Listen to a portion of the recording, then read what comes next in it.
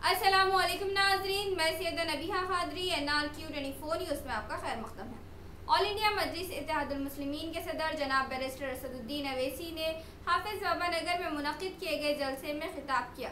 हमारे रिपोर्टर अरबाज खान की रिपोर्ट आप देख सकते हैं। बिस्मिल्लाहिर्रहमानिर्रहीम।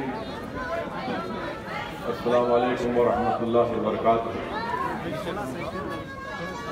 मजलिस इत्तेहादुल मुस्लिमीन के अराकीन बल्दिया, साबिक़ा अराकीन बल्दिया, सदर मोतमदीन मजलिस इत्तेहादुल मुस्लिमीन,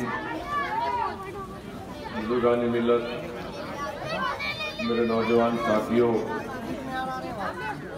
पसे पर्दा बैठकर सुनने वाली मेरी ज़दा और माँ और बहनों,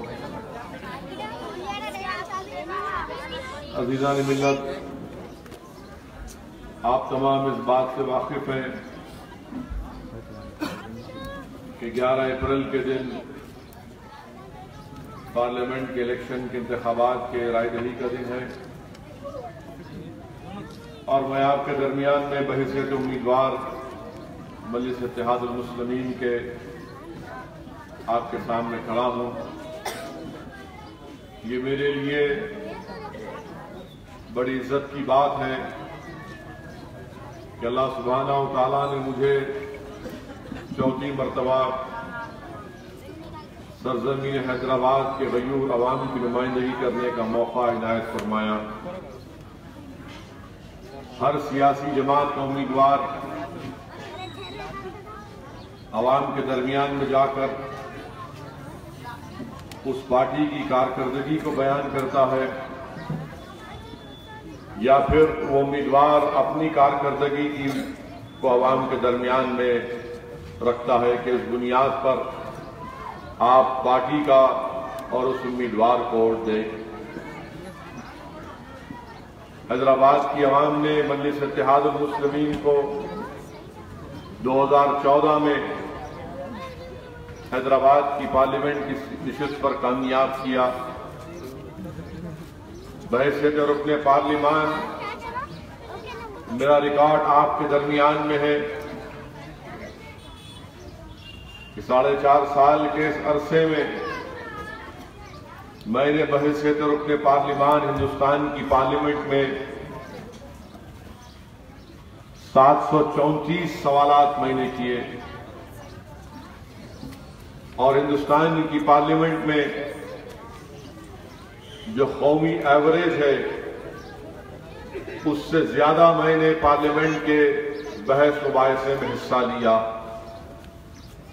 ये तमाम आदाद शुमार, ये तमाम चीजें आपको पार्लियामेंट के वेबसाइट पर या इंटरनेट पर दस्तयाब हैं। पार्लियामेंट के बाहर मैंने पूरी कोशिश की कि बहैसियत रुकने पार्लिमान, जो हर रुकने पार्लिमान को 5 करोड़ जो सालाना मिलते हैं, मैं आपके सामने जिम्मेदारी के साथ इस बात को कह रहा हूं कि 2014 से लेकर अब तक हर साल जो 5 करोड़ की रकम दी जाती है एमपी लैट स्कीम की, तो करीब 25 करोड़ होती है। आप में से कोई भी आरटीआई का एप्लीकेशन डालकर इस बात को साबित कर सकता है कि मैंने अपने पूरे वो 25 करोड़ की रकम इस्तेमाल की है हैदराबाद के पार्लियामेंट के इस हल्के के तरक्की के कामों के लिए, और एक पैसा भी आज की तारीख में मैंने उसको छोड़ा नहीं है, बल्कि जो पूरे पैसे आते थे अराकीन असेंबली से राय मशवरा करने के बाद सदर मोतमदीन और अराकीन बल्दिया की सिफारिश पर मैंने अपने एमपी लैट के उन बजट को इस्तेमाल किया। इससे हटकर भी बहैसियत रुकने पार्लिमान मैंने हिंदुस्तान के मुख्तलिफ मसाइल पर मजलिस इत्तेहादुल मुस्लिमीन की तरफ से उन मसाइल को हमने उठाया। हिंदुस्तान की पार्लियामेंट में हम सिर्फ जाकर वहां पर खामोश बैठना ये मजलिस इत्तेहादुल मुस्लिमीन की आदत है, ना हमारी फितरत में है। बल्कि दुनिया ने देखा कि अगर ट्रिपल तलाक का बिल पेश हुआ पार्लियामेंट में तो सबसे ज्यादा दलाइल के साथ किसी ने उस बिल की मुखालिफत की और दलाइल के साथ हुकूमत के इस इक़दाम को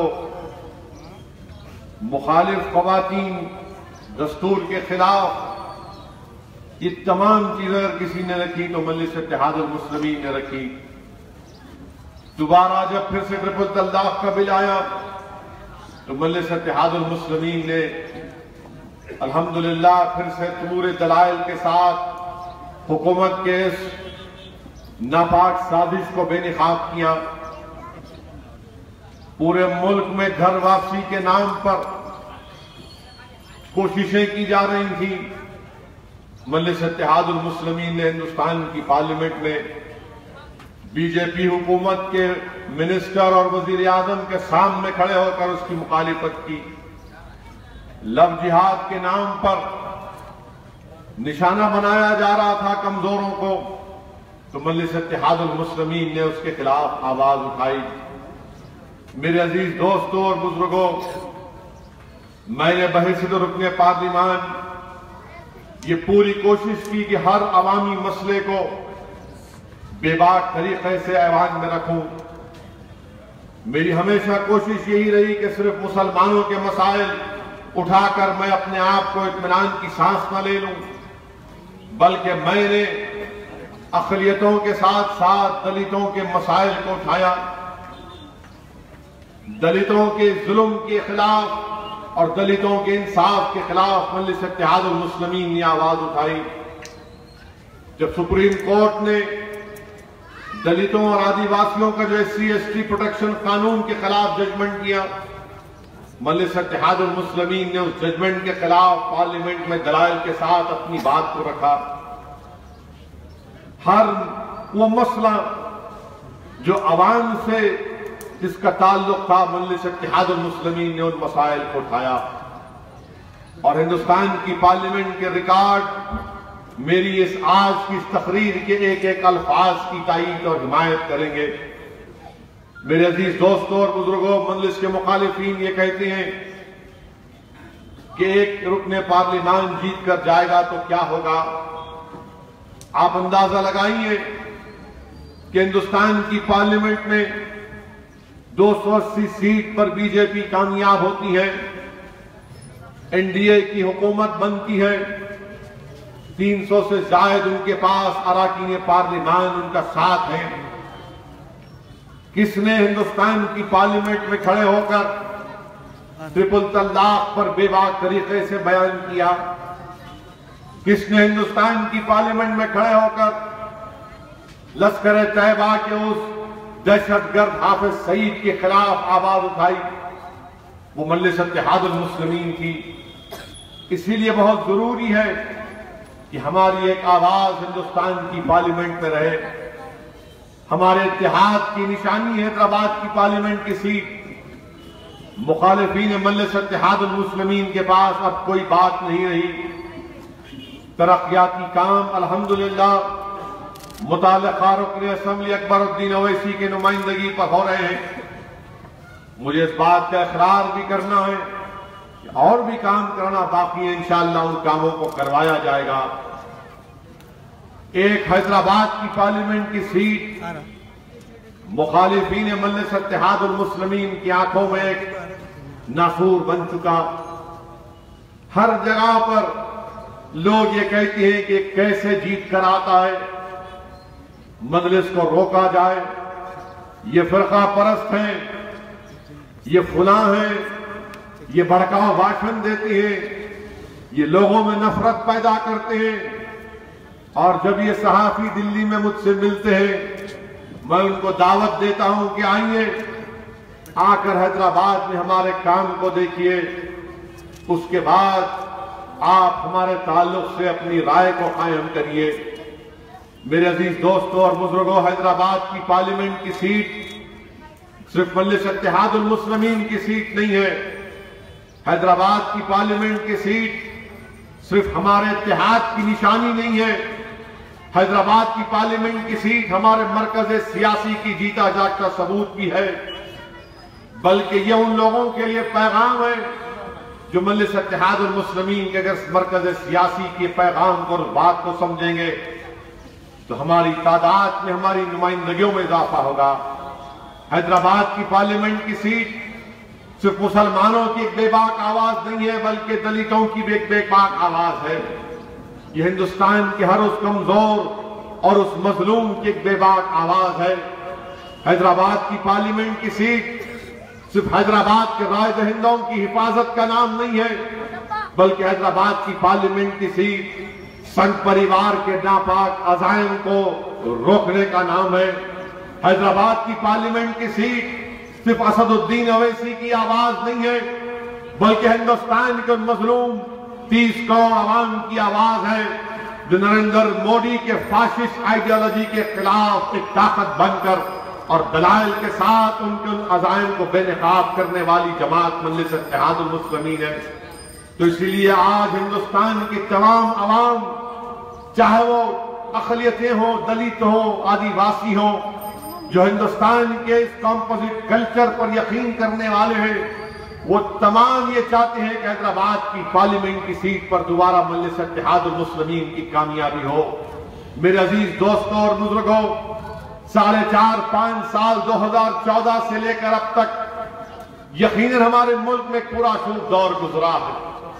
आए दिन हम पर, हिंदुस्तान के कॉन्स्टिट्यूशन पर, हिंदुस्तान की आईन पर हमले हुए और सही कहा किसी ने कि अगर मॉब लिंचिंग के नाम पर अक़लियतों को, दलितों को मारा जाता है तो सुप्रीम कोर्ट के जज ने कहा कि तुम उन इंसानों पर नहीं बल्कि तुम हिंदुस्तान की आईन पर हमला कर रहे हो।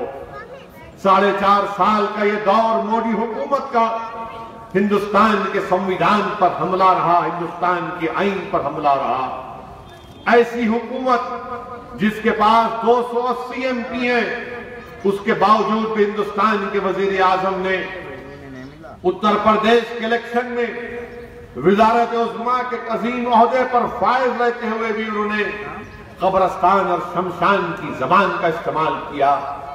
हिंदुस्तान के वजीर आजम और उनकी पार्टी जब से इक़्तिदार में आई, इनके हमनवाज जो तमाम तंजीमें हैं, इन्होंने गाय के नाम पर हमको निशाना बनाया, हिंदुस्तानियों को निशाना बनाया। घर वापसी के नाम पर मारा पीटा गया और आज आप देखते हैं कि इससे खतरा किसको पहुंच रहा है? इससे खतरा हिंदुस्तान की जमहूरियत के उन इदारों को। जमहूरियत जिंदा कैसे रहती है? जब वो जमहूरियत के इदारे जिंदा रहेंगे। आज हम देखते हैं कि इन्हीं के दौर में सुप्रीम कोर्ट के 4 या 5 सीनियर जजेस आकर प्रेस कॉन्फ्रेंस कर सुप्रीम कोर्ट के जज हैं, अपनी बेबसी का इजहार कर कहते हैं हिंदुस्तान की आवाम से कि हिंदुस्तान की जमहूरियत को बचा लो। क्यों कहते हैं? क्योंकि देख रहे हैं उनकी आंखों के सामने क्या हो रहा है कि कैसे हिंदुस्तान के उन तमाम इदारों को ये हुकूमत कमजोर करते जा रही है। इसीलिए मेरे अजीज दोस्तों और बुजुर्गों, मैं आपको डराकर अपना वोट हासिल नहीं करना चाह रहा हूं, बल्कि मैं आपको हकीकत बयान कर रहा हूं। और हकीकत यह है कि बहुत ज्यादा, पहले से ज्यादा जरूरी है कि आपकी जमात का उम्मीदवार कामयाब होकर हिंदुस्तान की पार्लियामेंट में जाए। लोग बोलते हैं कि कांग्रेस, लोग बोलते हैं सेक्युलरिज्म। मैं आपके सामने जिम्मेदारी के साथ कह रहा हूं कि सेक्युलरिज्म के नाम पर जितना हमको ठगा गया, सेक्युलरिज्म के नाम पर जितना हमको धोखा दिया गया, शायद ही किसी को दिया गया होगा। आज इलेक्शन आया तो दिल्ली में जो दलाल बैठे हैं, जो दिल्ली में हमारे इत्तेहाद का सौदा करने वाले जो चौधरियां बैठे हैं, आज वो दोबारा यही शुरू कर दिए कि देखिए आपके लिए जिंदगी और मौत की बात है। यकीनन मैं आपके सामने डरा कर वोट हासिल नहीं करना चाहता हूं। अरे ऐसे कई वाकयात और ऐसे कई हुकूमतें आई और चली गई। मगर हमको डर कर वोट नहीं देना है मजलिस इत्तेहादुल मुस्लिमीन को। हमको सेकुलरिज्म के झूठे नारे पर मजलिस को वोट नहीं देना है, ना उन तमाम पार्टियों का साथ देना है। बल्कि मैं आपके सामने खड़े होकर पूरे एतमाद के साथ और जिम्मेदारी के साथ ये अर्ज कर रहा हूं कि आप बेखौफ होकर मजलिस को वोट दीजिए। आप मोहब्बत को और अपने आप को मजलिस से वाबस्ता होकर वोट दीजिए। और मैं आपसे वादा कर रहा हूं कि हमारी जमात ने हमेशा फाशिस्ट ताकतों का मुकाबला किया, फिरका परस्ती का मुकाबला किया। ये नाम निहाद जो ताकतें हैं जो सेकुलरिज्म के नाम पर हमको धोखा देती आई हैं, हम उनसे भी मुकाबला करेंगे। अवाम और मीडिया के लोग पूछते हैं कि बताओ सलाउद्दीन ओवैसी, आपका मुकाबला कौन सी सियासी पार्टी से है? मेरा मुकाबला किसी सियासी पार्टी से नहीं, मेरा मुकाबला उस ज़हनियत से है जो हिंदुस्तान की पार्लियामेंट में हमको नहीं देखना चाहते। मेरा मुकाबला उन ताकतों से है जो हिंदुस्तान के सेकुलरिज्म को खत्म करना चाहते हैं। मेरा मुकाबला उन ताकतों से है जो हिंदुस्तान में मुस्लिम अक़लियतों को दलितों से इंसाफ नहीं करना चाहते। मेरा मुकाबला उन ताकतों से है जो हिंदुस्तान के अमन को बर्बाद करना चाहती है। मेरा मुकाबला उन ताकतों से है जो हिंदुस्तान के भाईचारगी को खत्म करना चाहती है। मेरा मुकाबला उन ताकतों से है जो हिंदुस्तान में इंसाफ को कमजोर करना चाहती है। मेरा मुकाबला उन ताकतों से है जो हमारी शख्सियत, हमारी कल्चर को तब्दील करना चाहती है। हमारा मुकाबला इन ताकतों से। याद रखो, अगर कोई आकर मुझसे कहेगा कि हिंदुस्तान में दो कौमी पार्टियां हैं, मैं कहूंगा हरगिज नहीं। वो लोग कहेंगे कि दो नेशनल पार्टी हैं, एक कांग्रेस और बीजेपी, मैं कहूंगा नहीं। इसलिए कि एक बीजेपी है और दूसरा 1.5 बीजेपी है। कोई फर्क नहीं है इन लोगों में।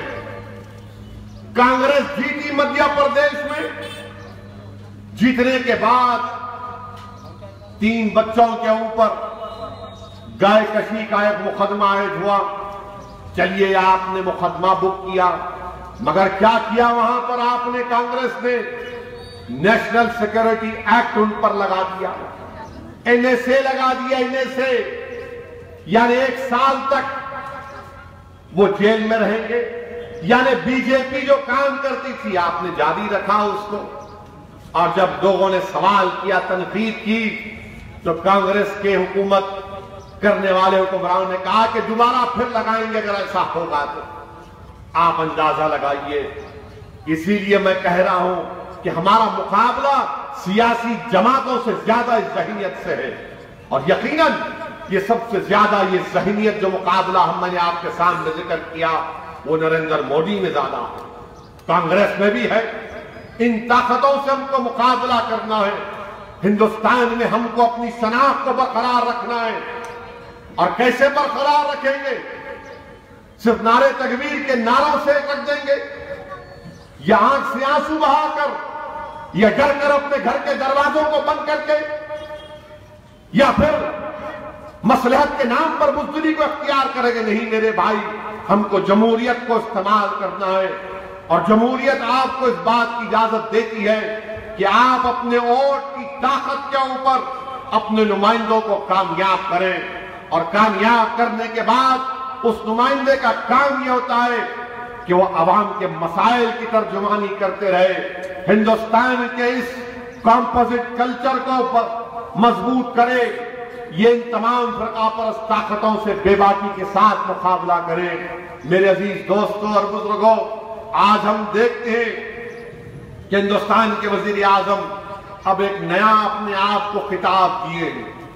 हम तो समझ रहे थे कि मुल्क आजाद होने के बाद जंग दौलाओं की हुकूमत खत्म हो गई, अब कोई अपने आप को खिताब या अलकाबात से नहीं नवाज सकता। मगर हमको नहीं मालूम था कि 70 साल के बाद हिंदुस्तान के वजीर आजम अपने आप को वजीर आजम नहीं बल्कि चौकीदार पुकारे थे। अब वो अपने आप को चौकीदार कह रहे हैं। 2014 का जब इलेक्शन हो रहा था तो अवाम के सामने आकर कहा कि मैं चाय वाला हूं, मुझे कोई एतराज नहीं है चाय वाले से, इसमें कोई खराब बात नहीं है। फिर कहा कि मैं मां गंगा का बेटा हूं, ठीक है, आपका अकीदा है। फिर कहा कि मैं फकीर हूं, मैंने कहा तुम नजर तो नहीं आते, मैंने कहा ठीक है आप फकीर हैं। फिर कहा कि मेरा क्या है, मेरे पास कुछ नहीं है। हमने कहा 15 लाख का तो सूट पहने तुम, अब कह रहे हैं कि मैं चौकीदार हूं। अरे भाई आप क्या हैं, ये सब है आप हैं, आप वजीर आजम है या नहीं है बता दो हमको। वजीर आजम भी है नहीं है आप अंदाजा लगाइए। आज कहते हैं चौकीदार हैं, और गुजरात में तकरीर की आज से 10-12 दिन पहले, और तकरीर में हिंदुस्तान के वजीर आजम जो दोबारा वजीर आजम बनने का ख्वाब देख रहे हैं, कहा कि हम घर में घुस के मारेंगे, हम घर में घुस के मारेंगे।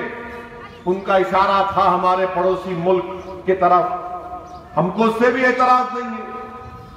मगर हम वजीर आजम से पूछना चाहते हैं, क्या आपने ट्विटर के ऊपर आपके लाखों आपको लोग आपको फॉलो करते हैं, क्या आपने वजीर आजम वो बच्ची समीरा की चीख की आवाज सुनी, उसका वीडियो देखा आपने, जो आपके घर से 7RCR से आधे घंटे में पहुंच जाते गुड़गांव बौंडसी गांव में। वो समीरा बच्ची एक छत पर खड़े होकर, और दरवाजा है जिस पर 5 लोग दरवाजे को बंद कर रहे हैं, रोक रहे हैं कि कोई घुसकर ना आ जाए, और बच्ची पुकार कर कह रही है कि अब्बा पे हमला हो रहा, अब्बा को मार रहे, अब्बा को मार रहे, अम्मी को मार रहे, घर में घुस गए।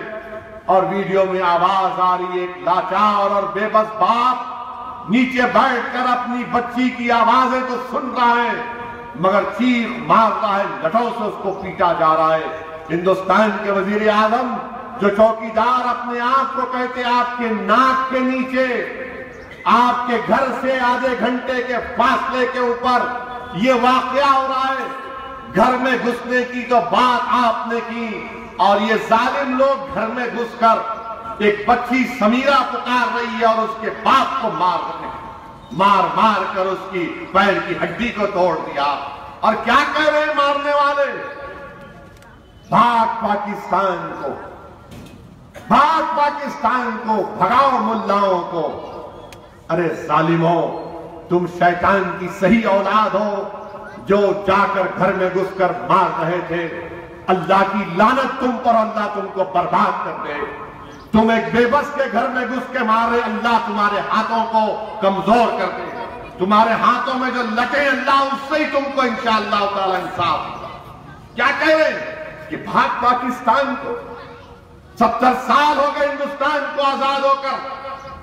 हमने मोहम्मद अली जिन्ना के 2 नेशन थियोरी को रिजेक्ट किया, मुस्तरद किया, ठुकराया।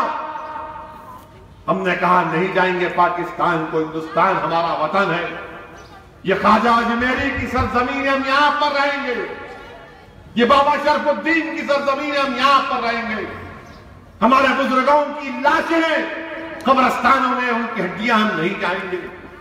हमने हिंदुस्तान को अपना वतन माना, और 70 साल के बाद भाग पाकिस्तान। हिंदुस्तान के वजीर आजम बोलो, आप बताओ, आप ये जबान किस लिए इस्तेमाल हो रही है? क्या आपकी मौजूदगी से इनको ताकत मिल रही है? क्या आपके वजीर आजम रहने से इनको ताकत मिल रही है?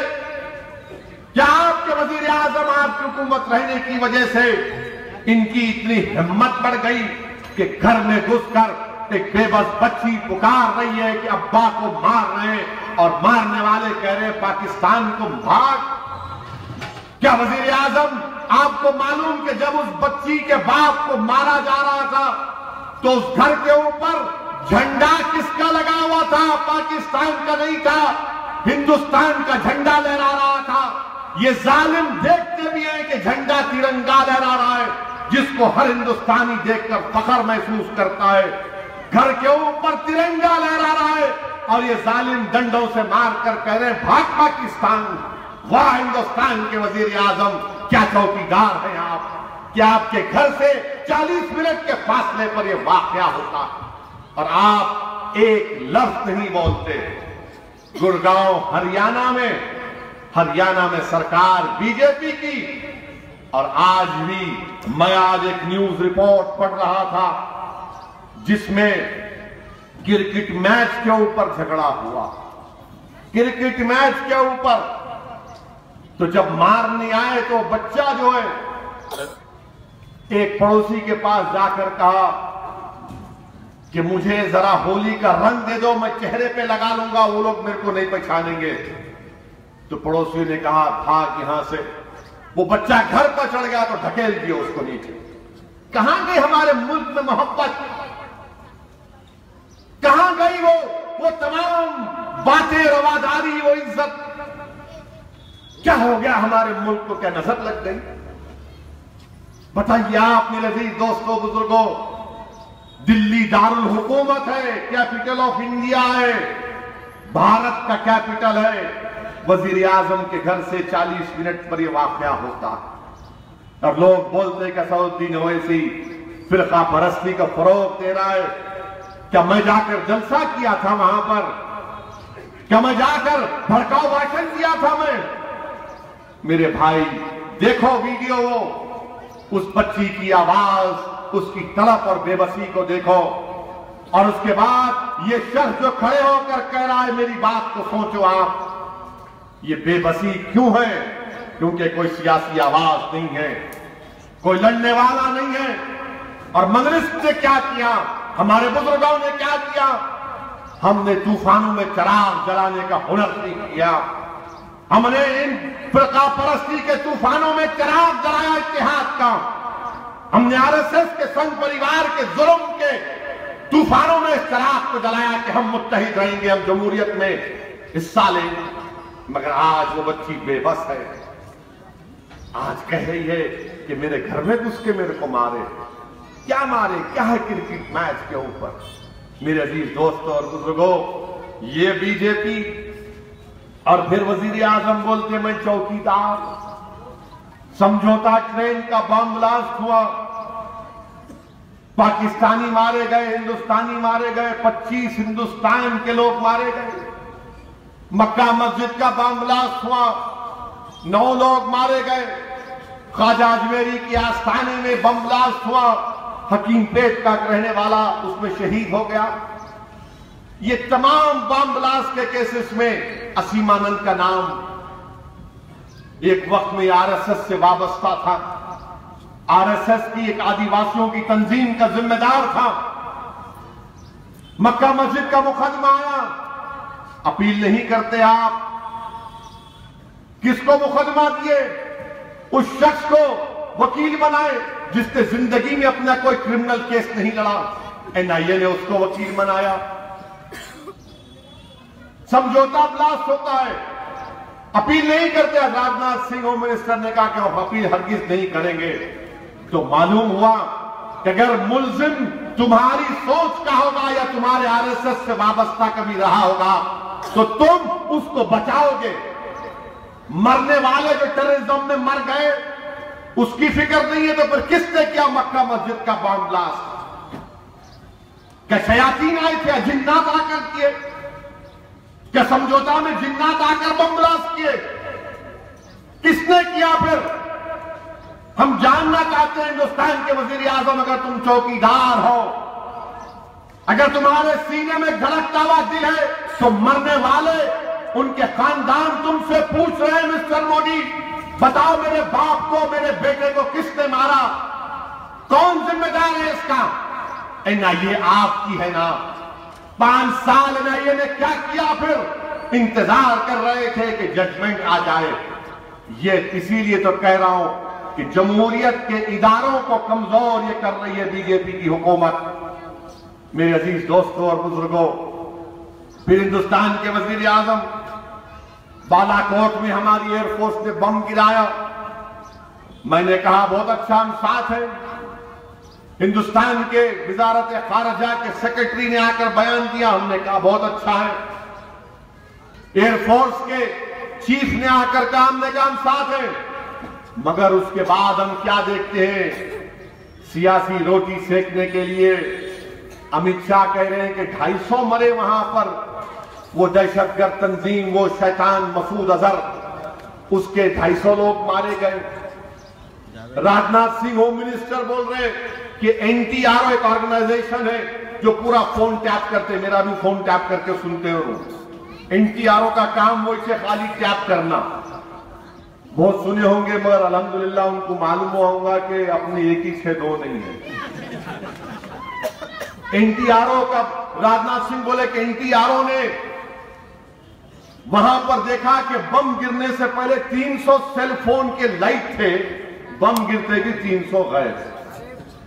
अब मैं राजनाथ सिंह से और मोदी साहब से पूछना चाह रहा हूं, वजीर आजम, अगर एनटीआरओ यहां बैठकर बालाकोट में 300 सेल फोन को देख रहा, तो फिर हिंदुस्तान में हम बैठकर पुलवामा में 50 किलो आरडीएक्स चलेगा, वो नहीं देख सके आप? क्या दिमाग है भाई मोदी आपका, वाह!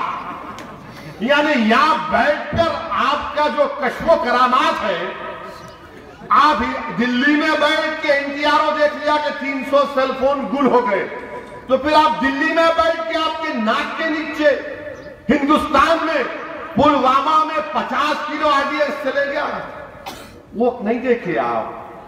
आंख बंद कर लिए क्या? सो गए थे? बिरयानी खा लिए थे क्या? हो सकता बड़े की बिरयानी खा के डकार लेके सो गए हो। ये कुछ तो होगा ना भाई, जब आप बम गिराए तो बोल रहे हम 300 सेल फोन थे, यहाँ वहां आरडीएक्स चलेगा, 40 लोग मारे गए हमारे, उसका कोई बोले नहीं मालूम, कुछ नहीं मालूम। फिर एक इनका एग्रीकल्चर मिनिस्टर बोलता बिहार में, अमित शाह 250 तो नहीं बोला, बास 250 बोले तो मैं 300 बोलता हूं, पूरू 300 बोले। तो एक और मिनिस्टर बोला नहीं 400। क्या कोई चौक की मार्केट से पान खरीद रहे? 250 300 में एक टोकरा दे दे, 400 में एक टोकरा दे दे। हमारा मौकफ यह है कि आपने कहा ठीक है, मगर आप जो है रोटी सेक रहे हैं, रोटी सेक रहे हैं। हिंदुस्तान के वजीर आजम बोलते मेरा 56 इंच का सीना है, वो सीना नहीं है, टाइटाई हो गया आप चाइना के सामने। मसूद अजहर को बोले थे कि इसको टेररिस्ट बनाएंगे शैतान को, चीन बोला नहीं, मैं ब्लॉक कर देता हूं। आप क्या करें बताओ वजीर आजम, आप कुछ नहीं कर सके। आप अंकल ट्रंप को इतना लपटे, इतना लपटे, इतना लपटे, उन्हें भी बोला रे क्या कब ये क्या घर में नहीं है, मेरे को भी लपट पाएंगे। मेरे से लोग आके पूछे देखिए कैसा मिली अंकल ट्रंप से, मिला हाँ ऐसी होता, घर में नहीं रहे तो बाहर लपटते। नहीं मजाक कर रहा हूं मैं, कोई वो सीरियस मत लो आप, मीडिया को भी बोल रहा हूं ज्यादा न को चलाओ, जोक है लाइटर वेन में जो बोलते ना। मगर अंकल ट्रंप कुछ नहीं करे आपको, चीन बोला नहीं, मैं सुनता हूं। आप वुहान समिट करें, क्या हुआ वुहान समिट का? क्या बोलते मोदी हुकूमत, नहीं हम सब्र से काम लेंगे चीन के बारे में। अच्छा सब्र से काम लेंगे, माने वो जैसे शयातीन अब साजिश करेंगे हिंदुस्तान के खिलाफ दोबारा बम ब्लास्ट करने की, जब तक आप सब्र करेंगे। कहां गए आपके बड़े बड़े बातें, एक सर का जवाब घर में घुस के वो करेंगे, फ्रंट फुट पे खेलेंगे। चीन की बात आई तो विकेट ही छोड़ के चले आ रहे हैं, क्या है बताइए आप। और पाकिस्तान के खिलाफ इनकी क्या पॉलिसी है? लोग हमको बोलते डंडे लेके मारे ना, बच्ची पुकार रही हमारी कि मारने वाले बोल रहे पाकिस्तान को चले जाओ। अरे जालिमो, तुम्हारे हाथ में डंडा है, तुम मेरे को मार के बोल रहे पाकिस्तान को चले जाओ। क्या तुमको नहीं मालूम शयातीन की औलाद जो एक बेबस को बूढ़े को लटों से मार रहे? अरे तुम जिसको चाहते, तुम्हारा प्यारा मोदी बिन बुलाए दावत में नवाज शरीफ के घर में कूद गया। उन्होंने दावत भी नहीं दी नवाज शरीफ। उनके घर में शादी हुई, उनको मालूम हुआ, बोले उतरता हूं मैं बेगानी शादी में, ना कोई बुलाए ना इनको। बोले मैं चल आता हूँ वास्को डाला चिल्ले गया, जाके नवाज शरीफ की अम्मा के पैरा पड़े करते हो। अम्मा ये नहीं मालूम था इतना, मैंने हमको लटों से मारे पाकिस्तान, भाग इनू गए सो इनू खुद चले गए बगैर बुलाए इनू।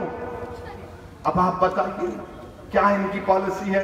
अरे क्या पॉलिसी? अच्छा कल पाकिस्तान का कौमी दिन था, हमारा तो 26 जनवरी, कल पाकिस्तान का कौमी दिन था, तो पाकिस्तान के सफीर ने मुख्तलिफ लोगों को दावत दी, तो लोग जा रहे, तो मोदी क्या करे, एक आदमी को रखे वहां पे, अच्छा आपका नाम ये है, अच्छा हाँ आपको मालूम हिंदुस्तान की हुकूमत पाकिस्तान का बायकॉट कर रही है, आप भी नहीं गए तो अच्छा है, अपने जमीन पर फैसला करो आप।